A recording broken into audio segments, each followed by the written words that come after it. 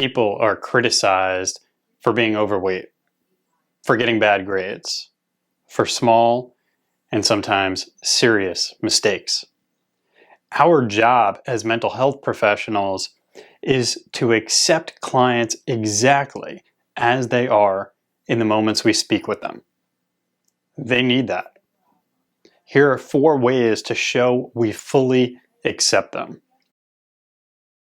1, we can set a goal to listen closely.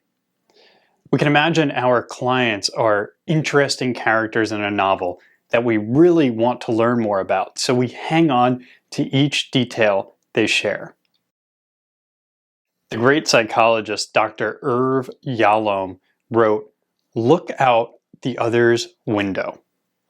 Try to see the world as your patient sees it. Therapy is enhanced when the therapist enters accurately into the patient's world." A barrier can be our wandering thoughts. A client brings up how much they don't like the weather, and we suddenly remember how frustrated we were when it snowed over the weekend. And that's okay. We just need to notice these thoughts and jump right back to listening. If we were outside with a friend, talking to them, and a balloon was floating away, should we keep looking at the balloon at the expense of missing what our friend is saying? Probably not. We should notice that quickly and lock our attention back on them. 2, we can summarize what the client is telling us, either in the form of a statement or question. This is helpful because it shows we are listening. And also, it can help because if we get something wrong, the client can help clarify. So, an example of this would be, "You're saying that alcohol seems to relieve you of mental pain." Then we might add, "Have you tried going for a walk? How do you think that would be for you?" We need to look out the client's window first before we recommend a new intervention. 3, we can use reflections, which are quick phrases that capture the essence of what the client is telling us. Examples could be, if the client's talking about how much they dislike their father, we can say, "He must be really tough to live with." Or if they're talking about how isolated they are at school, we can say, "That sounds really lonely." We can even align with clients we don't necessarily agree with what they're saying.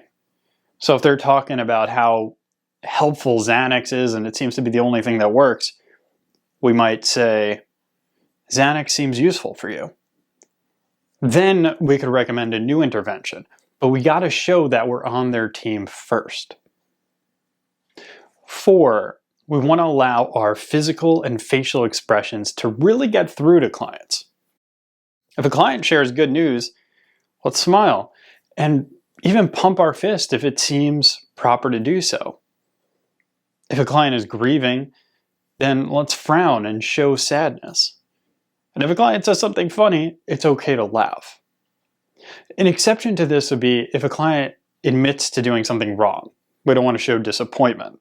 Instead, we could nod calmly and thank them for sharing. Most of us want to be gentle with our clients, but some of them test us. And sometimes we have negative thoughts about them. And that will be the case until Elon Musk makes therapy robots, who I guess don't feel much. It's okay to have negative thoughts, yet here are 3 ways to deal with them professionally. 1, the person is probably behaving in an unlikable way for good reason. Maybe they have a developmental disability. Maybe they were traumatized. Maybe they're on drugs. Or maybe they just lost a loved one. The famous presenter and author Stephen Covey once wrote how he was on a train near this man and this man's 2 children. The 2 children were running around wild, screaming, carrying on. The man wasn't doing anything about it. Covey, getting annoyed, said something to him. He said sorry and noted that just a few hours ago, his wife had passed away. Covey must have felt embarrassed, and we realize that the man wasn't disciplining his children for good reason. And that's the same with our clients, whether we understand the reason or not. Yet if we assume there is one, we'll have more patience for them. 2, let's think about a time we have done the same thing we are frustrated at our clients for. If they're being unnecessarily rude, can we think of a time where we have been unnecessarily rude? Probably. Still, they need compassion in those moments. Isn't that what we would want? 3, we can use stoicism to keep calm under stress. The author William B. Irvine talked about the Stoic test, which is when you make a mental challenge out of adversity. Here's how it works. If we ask a client if they've been using a substance and they start berating us and screaming at us, well, we can quickly test ourselves to see if we could keep calm and cool. Can we pass? Can we excel?